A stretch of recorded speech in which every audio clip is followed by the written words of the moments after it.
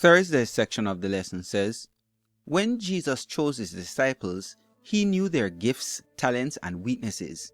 Read again about each disciple listed below. What were some of the weaknesses, blind spots, areas in which they needed to make changes?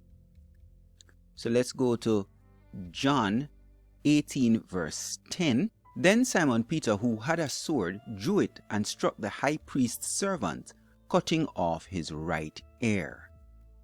18 now verses 25 to 27.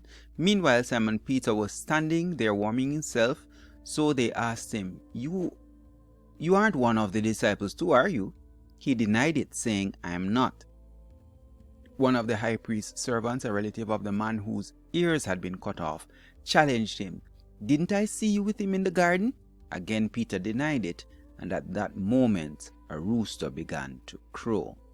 So for Peter, we can see being short-tempered and also lying. So James and John now, Mark 3 verse 17, and this one is about James and John being called the sons of thunder.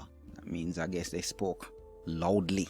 Let's go to Thomas in John 20 verses 25 to 27.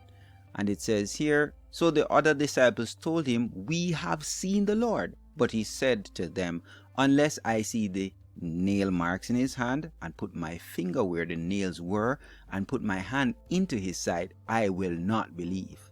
A week later, his disciples were in the house again, and Thomas was with them.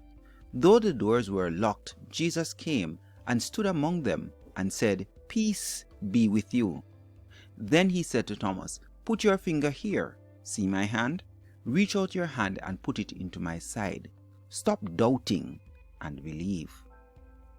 So for Thomas, doubt was a problem. Judas, John 12 verse 5, and it says, Why wasn't this perfume sold and the money given to the poor? It's worth a year's wages. In verse 6, he did not say this because he cared about the poor, but because he was a thief. As the keeper of the money bag, he used to help himself to what was put into it.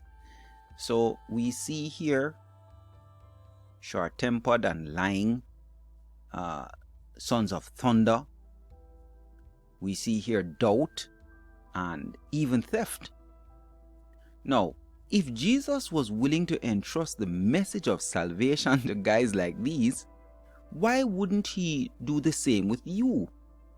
You will make a great disciple of Jesus if you give your life totally to him.